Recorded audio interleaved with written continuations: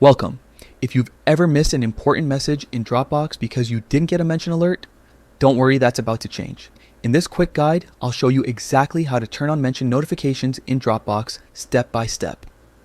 Let's get started. First, open the Dropbox app on your device. Make sure you're logged into the account you use most often so your settings apply right where you need them. Once you're in, head over to the settings menu. You can find it by tapping your profile icon, usually in the upper right corner of the screen. Next, scroll down until you see the Dropbox section. This part holds all your personal preferences for how the app communicates with you. Tap on Manage Notifications. This is where you'll control everything related to alerts, updates, and mentions. Inside this menu, look for the App Mention Notifications option. This setting controls whether you'll receive alerts when someone tags you in a comment or shared file. To make sure you never miss a mention again, simply toggle the switch on. When it's enabled, Dropbox will instantly notify you anytime your name pops up in a comment, thread, or shared document. That's it, you're all set.